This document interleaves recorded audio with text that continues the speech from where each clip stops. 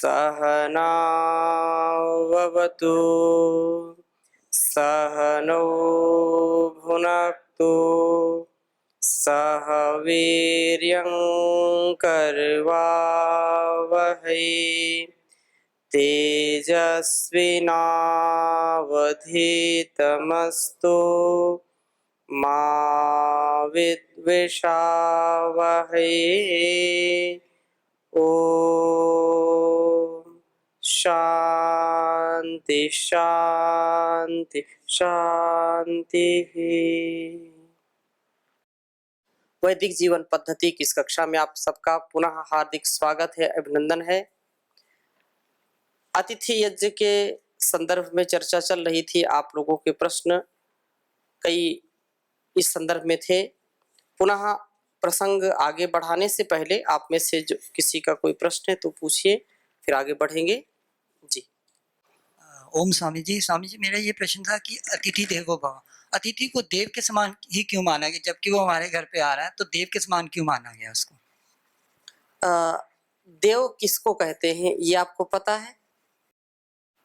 देव यही कि जो हमें कुछ देते हैं यज्ञ करके या हम उसकी पूजा करके कुछ वो हमें देते हैं। जी, मतलब कि वो जो हमें बिन मांगे कुछ दे दें।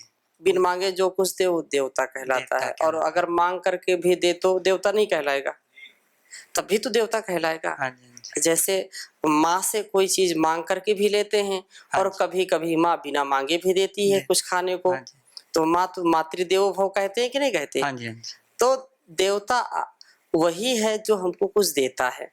और अतिथि देवो भव इसलिए कहा क्योंकि उसके पूरे जीवन का जो अनुभव होता है, जो वो देश देशांतर घूमता है, जो वेद आदि शास्त्रों को पढ़ता सुनता सत्संग करता है, वो चलता फिरता व्यवहार का बहुत बड़ा खजाना होता है। ठीक है। और वो किसी गृहस्थ में जब जाता है तो अपने अनुभवों को देता है, अपने ज्ञान को देता है, और उस ज्ञान से गृहस्थी लोग प्रसन्न होते हैं। उसको ग्रहण करके उनके जीवन में सुख और शांति आती है। जैसे माता पिता गुरु अपने शिष्यों को, अपने बच्चों को क्या देते हैं? ज्ञान ही तो देते हैं। जन्म दे दिया, फिर उनको पढ़ाते सिखाते समझाते हैं।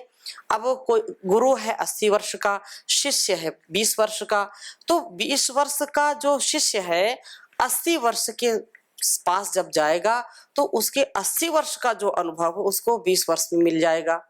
इसलिए जो अतिथि होता है वो देश देशांतर घूमता है, अलग अलग घूमता रहता, भ्रमण करता रहता, परिव्राजक उसको कहते हैं। तो वो जो कभी व्यक्ति बाहर घर से नहीं निकलता है उसको देश और दुनिया की बातें बताता है। देश दुनिया में क्या हो रहा है, अब तो आप घर में बैठे बैठे इतना टेलीविजन देखते हैं, दूरदर्शन देखते हैं, या जो है मोबाइल पर देखते हैं। 1 मिनट में पूरे संसार को देख सकते हैं। गूगल बाबा ऐसा हो गया है तो सब बता देता है जो भी सर्च करेंगे। पहले तो ऐसी व्यवस्थाएं नहीं थी, ऐसा संसाधन नहीं था। तो जो तीर्थाटन करते थे, भ्रमण करते थे, इधर उधर लोगों से मिलते थे, राजा महाराजाओं से मिलते थे, हर प्रकार के लोगों से मिलते थे, तो उनको उनके अनुभव बताते थे। तो इसलिए उसको देव कहते हैं। और उसकी सेवा करने से, उसको तृप्त करने से हमारे जो गृहस्थ लोग होते हैं या गृहस्थी होते हैं उनको बहुत कुछ मिलता है। इससे उनको आनंद आता है और घर बैठे वो सभी तीर्थों को जो है पा लेते हैं, ऐसा समझना चाहिए। जी। को क्या भेंट लेकर जाना चाहिए? प्रसाद के रूप में जब अतिथि आते हैं तो कोई कोई कुछ लेके आते हैं। ऐसा जो संबंधों में तो लोग करते हैं, लेकिन अतिथि विशेष ऐसा कुछ उसके पास उसका अनुभव ही पर्याप्त हमारे लिए है। जो भौतिक पदार्थ है, कभी कोई फल लेके चला गया, कोई वस्तु लेकर के चला गया, कोई मिष्ठान लेके चला गया, वो अलग है, उसका वो उदात्त भाव है, ऐसा लोग करते हैं। लेकिन अतिथि के लिए ऐसी कोई अनिवार्यता नहीं है। लेकिन यदि हम किसी के पास जाते हैं, माना कि गुरु के पास गए, किसी संत के पास गए, तो आचार्यों के पास जाने से, गुरु के पास जाने से हम खाली हाथ कभी ना जाएं। हमको उनके लिए कुछ जरूर लेकर के जाना चाहिए, कुछ फल, कुछ मिष्ठान या कुछ पुष्प, जो भी। पहले जो है जब विद्यार्थी आते थे, ब्रह्मचारी आते तो 3 समिधा लेकर के जाते थे, 3 समिधा लेकर के जाते। तो वो 3 समिधा, उसका हमने खूब जो है वर्णन पढ़ा है ब्रह्मचर्य सूक्त में, ब्रह्मचर्य काल की सारी बातें पढ़ी हैं। तो जब हम एक गृहस्थी हो करके किसी संत के यहाँ जाएं, किसी गुरु के यहाँ जाएं, या हमारा सामर्थ्य है, हम अधिकांश जब किसी की जो है बेटी विवाहित हो जाती है, जब उसके घर वो जाते हैं, माता पिता या कोई उनके घर, तो वो जरूर भेंट लेकर के जाते हैं। उनको जाना चाहिए। अपने यहाँ से जो भी उनका सामर्थ्य, अन्न ले जाते हैं। अलग अलग स्थितियां हैं। तो आगे चले हम। जी जी ओम जी, अगर हम अपने घर 5-10 साल बाद जाते हैं तो क्या अतिथि माने जाएंगे? अगर अतिथि के रूप में जाओगे तब तो अतिथि माने जाओगे। अब 10-5 वर्ष बाद कोई जाएगा और केवल उपदेश करने के लिए जाएगा, केवल दर्शन देने के लिए जाएगा, तो अतिथि कहलाएगा। बिना राग के जाएगा, ठीक है ना। अब 10 साल 20 साल बाद कोई घर जाता है तो अतिथि के रूप में ही है। यदि वो पैसा कमाने गया है, 5 वर्ष बाद फिर कई घर जाता है तो अतिथि नहीं है, वो तो किसी उद्देश्य से गया था ना, और वो घर में जा करके तो रहेगा ही ना। लेकिन यदि कोई गुरुकुल से जा करके 1 दिन के लिए जा रहा है तो अतिथि के रूप में है, क्योंकि उसने अपना घर छोड़ दिया, उसका घर नहीं है, ठीक है ना। घर में रहने के लिए तो नहीं जाएंगे ना, कि जाएंगे? नहीं जाएंगे ना, तो अतिथि ही है, अतिथि ही है। एक बार अवसर आया, पहली बार जब गया तो 1 घंटे रुका, मैं अपनी बात बताता हूं। और जो दोबारा गया तो 5 मिनट, तिबारा वहीं से गया लेकिन घर नहीं गया, ठीक है। 4 साल बाद किसी अवसर में एक बार जाना पड़ा तो 1 घंटे के लिए केवल रुका घर, उदाहरण बता रहा हूं। और फिर 2 साल बाद, फिर मतलब गुरुकुल में आने के 7 साल बाद गया तो 5 मिनट रुका। और फिर 10 साल बाद गया एक बार तो गांव से निकल गया लेकिन घर नहीं गया, ठीक है। तो ये क्योंकि राग नहीं है उससे। राग यदि होता और आवश्यकता होती तो फिर वहां जाते, तो फिर तो रहने की दृष्टि से जाएंगे तो अतिथि नहीं कहलाएंगे। एक बात हमेशा, आप क्योंकि सभी नए ब्रह्मचारी हैं, एक बार यदि हमने कोई संकल्प कर लिया तो दुनिया की ताकत नहीं है कि हमको रोक ले। हम कमजोर पड़ सकते हैं लेकिन वो कमजोर नहीं होंगे। तात्पर्य क्या है कि अब वो समझ जाते हैं कि अब तो ये वैरागी हो गए, ये तो अब संसार को जो है त्याग दिया, जो भौतिक संसार है, और त्याग की राह पर चल पड़े हैं। उनका कर्तव्य है कि बुलाएंगे, आपको बिठाएंगे, बोलेंगे मत जाओ रहो, लेकिन वो जानते हैं उनका मोह हट गया। अगर आप ढीले पड़ गए तो फिर आपकी तपस्या भंग होगी। हमने खूब अनुभव किया है। इस दृष्टि से वो रोकेंगे, आपको ऊपर से रोकेंगे, लेकिन अंदर से वो जानते हैं कि आप रुकेंगे नहीं। अपना कर्तव्य करना चाहिए, वो कर रहे हैं, आप अपना कर्तव्य करो।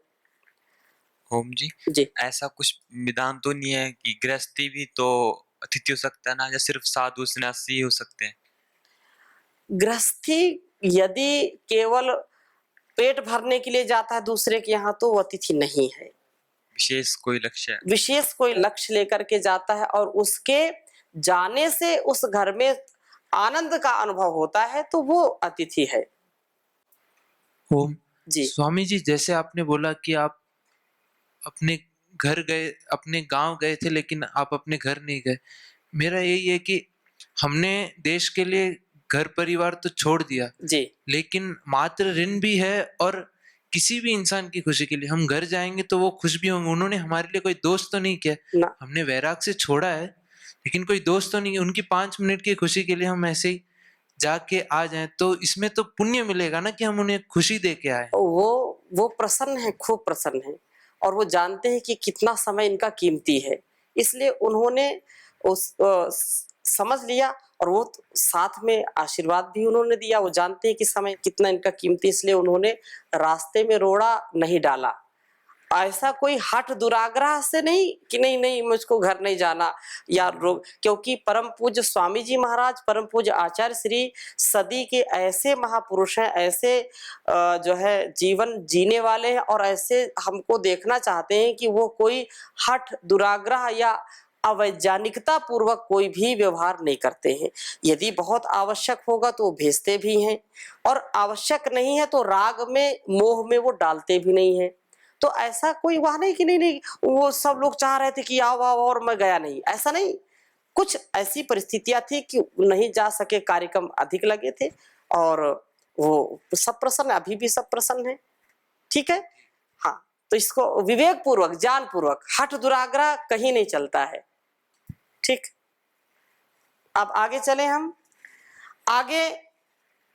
यद्यपि हमने जैसा अनुरोध किया कि अतिथि यज्ञ हमने पहले ले लिया था, ये 5वां यज्ञ है। बलि वैश्वदेव यज्ञ का विधान बहुत ही महान है, और जैसा अतिथि यज्ञ के लिए हम विशेष प्रयास करते हैं, पुरुषार्थ करते हैं, वैसे ही जो बलि वैश्वदेव यज्ञ है, इसमें हम जब भोजन बनाते हैं, गृहस्थियों के लिए विशेष है, तो उसमें जो भी भोजन पका है, अन्न जो भी पका है, तो उस अन्न को अपने जो अधीन, अपने जो आश्रित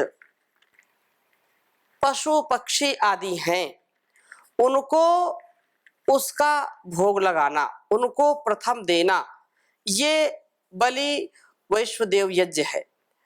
और बिल्कुल क्योंकि यज्ञीय परंपरा से युक्त है। पहले आप सब जानते होंगे कि घरों में माताएं चूल्हे पर भोजन बनाती थी, चूल्हे पर भोजन बनाती थी, और जब भोजन पक गया तो चावल लिया, घी, गुड़, रोटी, उसको मिश्रित कर लिया, और उसी कोयले में आग निकाल करके उसी में पहले दे दिया, आहुति कर दी। तो उससे क्या, वो भी एक घृत आदि, वो भी विशेष रूप से एक माना जाता है। और फिर उसका दूसरा रूप हम ये भी देखते हैं कि पहले भोजन बन गया और उसको एक टिक्कल निकाल करके उसमें से कुछ भोजन निकाल करके पहले किसी गाय को देते हैं कि नहीं। तो ये जो हमारे आश्रित पशु पक्षी हैं, उनको देना, उनको, क्योंकि वो भी हमारे ही सहारे जी रहे हैं, और ये देना परम कर्तव्य। उसमें जो अन्न बनाया है उसमें नमक आदि ना हो। ये जो बलि वैश्वदेव यज्ञ करते हैं तो उसमें ये बात हमको विशेष ध्यान रखनी चाहिए।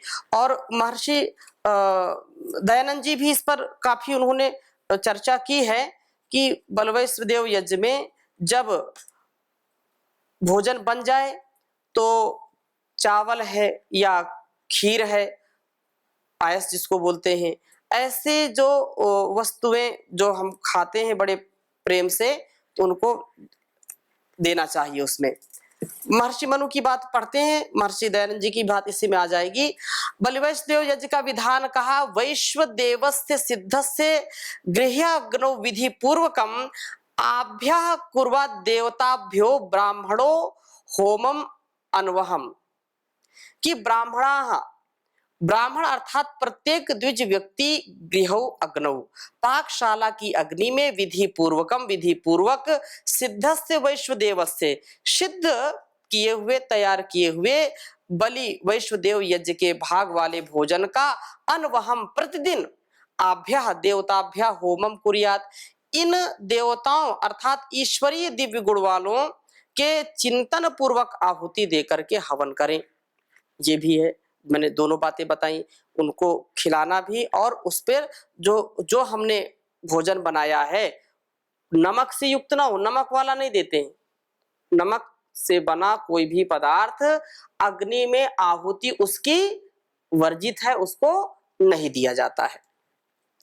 महर्षि दयानंद जी इस श्लोक का अर्थ करते हुए कहते हैं कि जब भोजन सिद्ध हो जाए अर्थात बन जाए, तब कुछ भोजनार्थ बने उसमें से खट्टा लवणान जो क्षारी है, खट्टा है, ऐसे अन्न को छोड़ करके घृत, मिष्टान युक्त चीनी वैसे गुड़ और सिकता शर्करा जो भी मिष्ट है, उन अन्नों को लेकर के चूल्हे से अग्नि अलग धर, जैसे कुछ निकाल लिया उससे अग्नि, उनको आहुति देनी चाहिए। विधि पूर्वक होम नित्य करना चाहिए। यज्ञ में लवणान की आहुति नहीं दिया, जो लवण से युक्त है, नमक से बने हुए पदार्थ, उनकी आहुति नहीं देनी चाहिए। यज्ञ में ऐसी आहुति डालने का विधान नहीं है। लवण युक्त भोजन को स्वयं के लिए प्रयोग करना चाहिए और लवण रहित अन्न पदार्थ मिष्टान आदि की यज्ञ में आहुति देनी चाहिए, ऐसी मान्यता है। अग्नेः सोमस्य चैवादौ तयोश्चैव समस्तयोः विश्वेभ्यश्चैव देवेभ्यो धन्वन्तरया एव च। कहा कि आदौ प्रथम अग्नि सोमस्य एव च, अग्नि पूज्य परमेश्वर और सोम सब पदार्थों को उत्पन्न और पुष्ट करके जो है सुख देने वाले सोम रूप परमात्मा देव के लिए ओम अग्नये स्वाहा, ओम सोमाय स्वाहा, ओम समस्तयोः स्वाहा, ओम तयोः समस्तयोः, उन्हीं देवों के सर्वत्र व्याप्त रूपों के लिए संयुक्त रूप से ओम अग्निशेमाभ्याम स्वाहा, इस प्रकार से अग्निशोमाभ्याम स्वाहा मंत्र के द्वारा अग्नि को प्राण अर्थात जो प्राणियों के जीवन का आधार है उसके लिए, सोम जो अपान है अर्थात दुख का जो विनाशक है, दुख का दूर करने वाला है, ऐसे विश्वेभ्या देवेभ्या एव विश्व देवों संसार को प्रकाशित या संचालित करने वाले ईश्वरीय गुण वालों के लिए ओम विश्वेभ्या देवेभ्या स्वाहा इस मंत्र तथा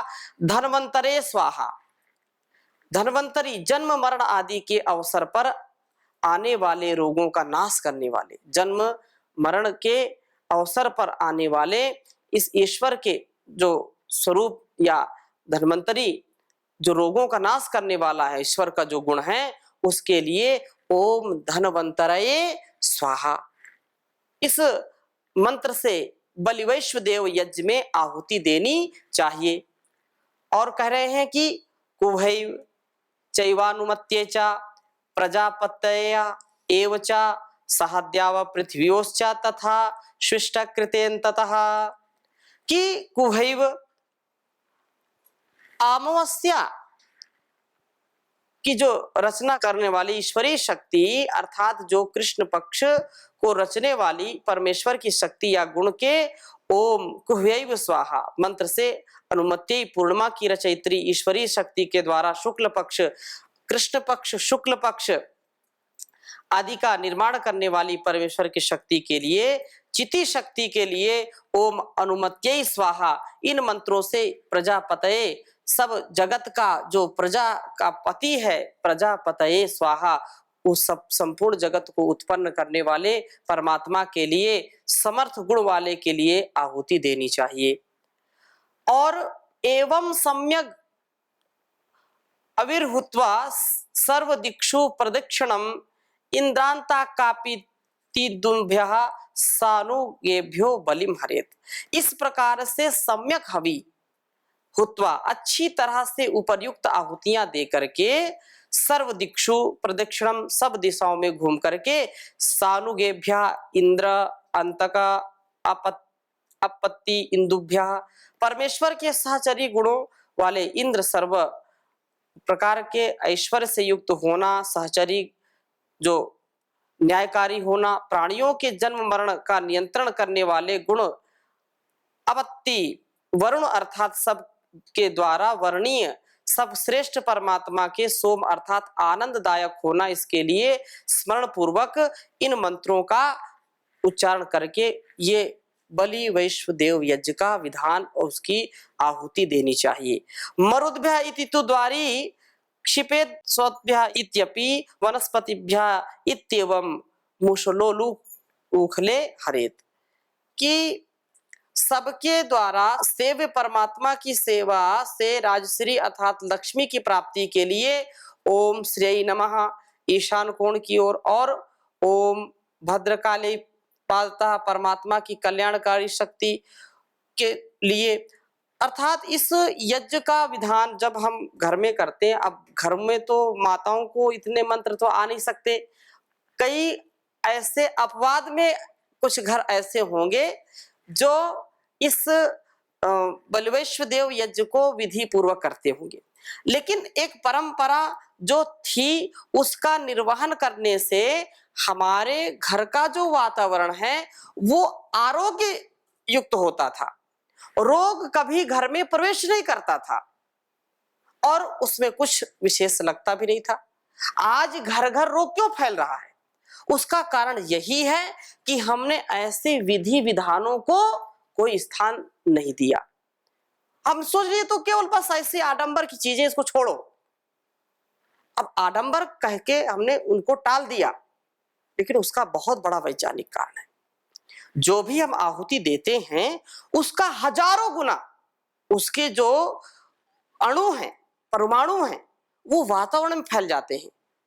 आपने भोपाल गैस त्रासदी सुनी होगी, है? मध्य प्रदेश से भी कई लोग होंगे इसमें। तो वहां जिस घर में रोज यज्ञ होता था उस घर में ज्यादा उसका प्रभाव नहीं पड़ा, लोग स्वस्थ रहे। अभी परसों नरसों ही मैंने देखा कि अभी शायद इन्हीं दिनों में शायद हुई होगी, पता नहीं, तो उसका कहीं पेपर में निकला था अभी फिर से। तो यज्ञ के अनुष्ठान के रूप में यदि हम इस विधान को मानते हैं तो बाहर के रोगों से निश्चित रूप से बचाव होता है। कोरोना जैसी महामारियों को भी हम मात दे सकते हैं यदि नित्य प्रति हम होम करते हैं, बलि वैश्वदेव यज्ञ करते हैं, तो ये बीमारियां हमारे घर के अंदर प्रवेश नहीं करती हैं। ये बात कही। और आगे भी कह रहे हैं कि सुनाम चा पतितानाम चा स्वपचाम पाप रोगिणाम वायसा नाम क्रमीणाम चा शनकैर निर्वपेद भुवि। कह रहे हैं कि पतिता नाम जो बलि है, वो बलि के नाम पर कुछ लोग किसी की हत्या करते हैं, ये बलि नहीं है। बलि वैश्वदेव यज्ञ के विषय में जो कहते हैं ना, कुछ लोग बलि दे देते हैं, ये बलि वाला नहीं है। बलि का तात्पर्य ये होता है कि उपहार। बलि का मतलब क्या है? उपहार। किसी को उपहार देना भी बलि कहलाता है। और भूखे को भोजन, जो हमारे आश्रित पशु पक्षी हैं उनको भी हम उपहार ही तो देते हैं, और क्या। तो उनको क्या है, यहाँ पर कई बार अलग अलग बातें रखी हैं। सबके लिए इसमें उदाहरण दिया है कि सबके द्वारा सेव परमात्मा की सेवा श्री से उनको जो है लघु प्राणियों के लिए बलि अर्थात भोजन के भाग रखें। भोजन कुछ लोग करते हैं तो थाली से कुछ टुकड़ा निकाल कर रख देते हैं, ये भी बलि वैश्वदेव यज्ञ का एक भाग है। कुछ लोग रखते हैं तो चींटी आकर के खाती हैं, तो वो भी है।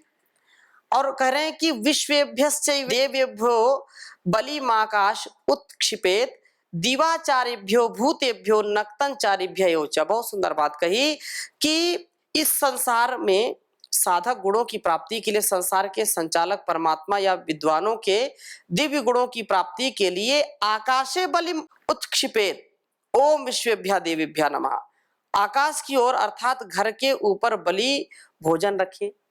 कई बार हम देखते थे बचपन में कि माता पिता या बड़े हमारे भोजन कर लिए और जो भाग निकाला है, रोटी का टुकड़ा निकाला है, तो उसको ऊपर फेंक देते थे, छत में या छप्पर में या कहीं भी। हम आश्चर्य मानते थे, ये मामला क्या है, ऊपर क्यों फेंकते हैं। तो ये भी एक बलि वैष्णदेव यज्ञ का, कि जो भी जैसे पक्षी हैं तो वो आते हैं, छत में बैठते हैं, तो वो उसको लेकर के जाते हैं और उसको खाते हैं। पशुओं की और पक्षियों की जो आकाश में नभचर हैं, वो ऐसे पक्षी आकाशे बलिम उत्क्षिपेत, आकाश की ओर देना चाहिए, भोजन का भाग रखे। दिवाचरेभ्यः भूतेभ्यः, दिन में विचरण करने वाले प्राणियों के लिए भी और रात्रि में विचरण करने वाले प्राणियों के लिए भी इस जो है इन मंत्रों के द्वारा आहुति देनी चाहिए। तो आज की कक्षा को यहीं पर विराम देते हैं, शेष चर्चा अगली कक्षा में करेंगे। ओम शांति शांति शांति।